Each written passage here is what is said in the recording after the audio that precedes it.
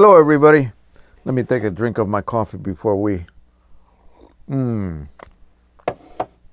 begin here. I've been getting a bit of a sore throat. The weather has been seesaw up and down and just drives me crazy. Today was 29 degrees and it's been so warm that all my crocuses, all my daffodils, all my bulbs are sprouting and they don't know what to do. So anyway, I'm going to do in the future, not now, but probably the next video, I'm going to start basically kind of a class type video. I'm going to name it the Canon Pro One Class 101. I'm going to go through that Canon Pro One printer, assuming everything is going to be kept OEM from head to toe. I've been getting so many random questions that I really would like you to just bookmark this video when I do publish it and keep it as a reference. You should be able to go there and reference anything that you might come up with or any question you might have about the Pro One. I'm going to try to cover everything, and so that'll be a good resource. I'm also going to do a second video, the Canon Pro One PGI 29 class and also 101. I'm going to recover in one video everything about the PGI-29 carts, the OEM ones. So that should be a good resource for you guys that use this magnificent printer. And in reality, it is a magnificent printer and not one made for the beginning user.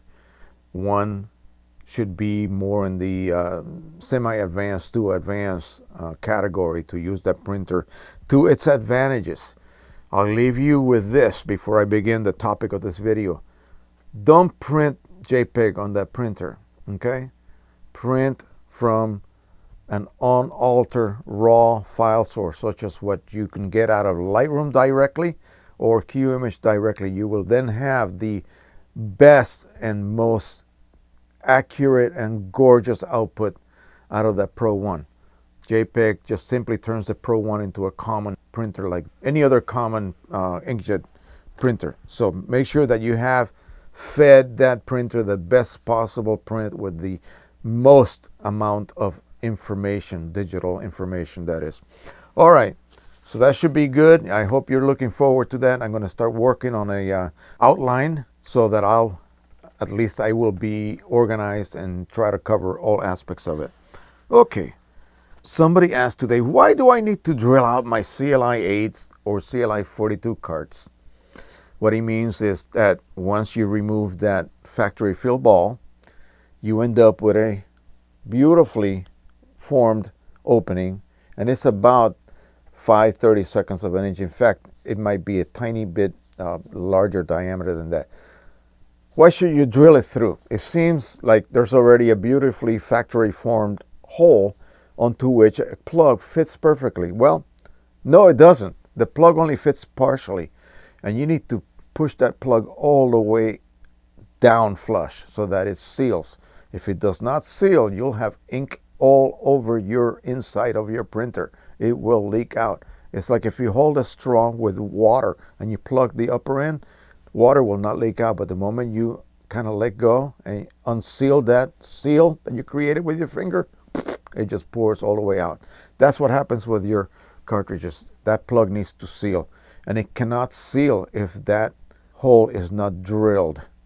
What are you drilling? You're drilling the little semicircular seat onto which that factory fill ball resides or sits upon. If it wasn't for that seat, the ball will fall right through into the liquid chamber. That would be no good. That ball helps in sealing the factory seal, okay? They put that ball in there, they actually press it into place, and then they tape over it with a Mylar type label. And that actually finishes the sealing process. So when you cut that out and you remove that ball, a plug is not sufficient to plug that hole with. You need to drill out that seat. All you're doing, you're not really enlarging the existing hole. You're just removing the seal at the bottom. And you need to remove it and make it 5/32 of an inch diameter so that the plug that you then use will seal properly. So it was also asked, well, why don't I just use a narrower plug? Well, because there aren't any. And besides, what good would that do? it would not seal anyway if it was narrower. They think that you can actually use a narrower and seal that the last little. No, you cannot do that. So guys, this is going to sound arrogant, but stop questioning the process. These are techniques that have been developed and work. Just accept them for what they are, and you will be one happy refiller. You want to get into refilling carts that were never meant to be refilled anyway, officially. But we have found a way to do that, and we have found a way that works. So accept the process, use it. It has been reverse engineered to death, and so we know this is the way this works best. So 5 30-second drill. In fact, let me show you real quick here. I should have had this out. This is the 5 30-second drill. Now, I have a machine room, so I was able to make this cute little mandrel. This is all you need. You're just going to drill out that hole very carefully, and you're taking the seat out. That's all you're drilling out, that little seat underneath. And now if you put a ball in there, it's going to fall right through into the chamber, but that's not a problem because we do not need that ball anymore, any longer. So this is just to remove the seat. Make sure that you let that sink in. It's not to enlarge the hole. So why do I need a resetter for my CLI 42 carts anyway? Can I just top them off? Well, sure, you can top them off as much as you want. Now, the CLI 42s for the Pro 100, we usually want to fill them when they reach low. So the question is, if I don't have a resetter, can I just top them off and just keep on using them? Well, sure, you can do that, of course. You can always top everything off except the chips is still counting, and it's still counting down. And eventually you might end up situation where your cart is actually half full of ink in the liquid reservoir side, but the chip has declared it empty. The prism that detects the low situation will eventually not work for you. The chip will still continue to count down, declare the cart empty, and that's it. Your printer will not print any longer. So you still need to reset that. Now, resetting the carts, you have to make sure that if you commit to reset a cart, that means you told your gas gauge in your car to be full, to indicate full, but you did not really fill the tank. If you can somehow bypass that sensor, that's bad, because then the gauge will say, hey, you still have gas, but the tank says, no, I'm empty. Now you're stranded in the middle of the road without any gas. Well, you'll be stranded in the middle of a print job without any ink if you reset the cart, but you did not refill the cart to full, okay?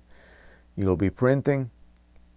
All of a sudden, that channel is not printing, laying ink, because the cart is dry. And when the cart is dry, that channel is not getting the cooling effect of the liquid ink, and it will burn up, and you'll be out of a formally perfectly good printhead. So when you fill up, you reset, okay? Synchronize those two moves. Reset, fill up, reset, reset, fill up. Did I need to say it anymore? Yeah. When you refill, you reset, okay? That way the two are synchronized together, and you should not have any problems. You're going to refill when you reach low anyway, so your sponge is still going to have plenty of ink. So you will never have that danger of ever running out of ink, which will be the death of your print head. So you don't want to do that. Now, another question was, and I'm going to paraphrase this, to ICC profile or not to ICC profile? That is the question. Well, two ways of printing, and this is the way I recommend for everyone when you're a rank beginner. When you first set up your printer and you have already done all of the pre-qualification things that I talked about in the previous video, you are going to make sure that printer can print a standard image without any manipulation from you, the editor. You're going to then look at it. It looks great. It looks natural. So now we proceed to print your own images. I would assume your monitor is calibrated so that what you're doing editing-wise makes sense.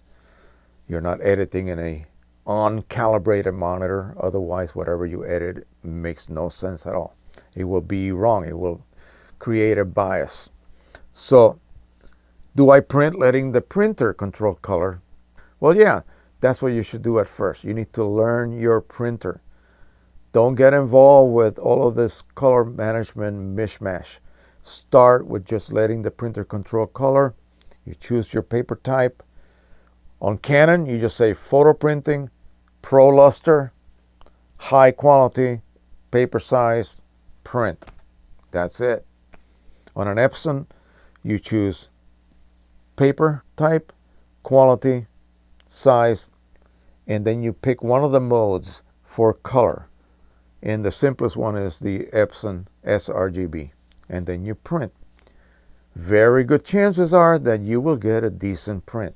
Now, that is assuming that what you are sending from your computer has been edited in a monitor that is producing true colors, the proper luminosity, so you don't end up with darker prints than your monitor is displaying.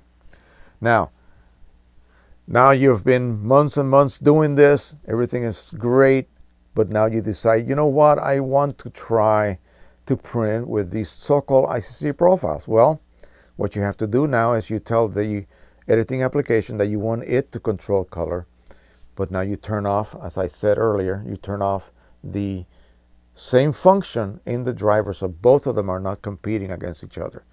So now your editing software is going to use an ICC profile, which is a kind of a mapping type file that will tell the printer how to mix the existing color ink set that it contains to be able to reproduce the values that are being sent to it. So the only thing you need to remember is to allow it to control color, choose your profile, choose one of the two rendering intents that most people use, either perceptual or relative colorimetric, and then black point compensation, either on or off. Some people prefer it on, some people prefer it off. I use on. And at that point, you print. You have also, of course, prior to any of this, you have told the driver, do not interfere with my color management. And those are the two differences. The prints should actually be quite close. There will be some nuances, and I did a video indicating both with and without. So you can look at that and see the differences. They're very, very mild. The big difference will be if you double profile, then you will get that color cast that we spoke about earlier. All right, that is it. I hope I was able to clarify some of these commonly asked questions.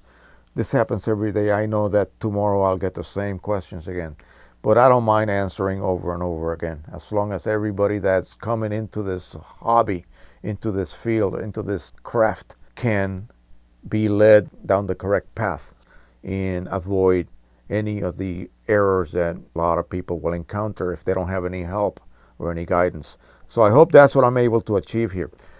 So thank you once again, everybody. Like I said, start looking for my two so-called 101 classes on the Pro 1. If you guys are interested in other printers, cover them, in other words, from A to Z, let me know and I can do that for you. All right, like the P800, for instance, we will do that, and that should help a lot. And I'm quite sure there's nothing like that out there anywhere. So thank you once again. Happy printing, everybody. Bye-bye.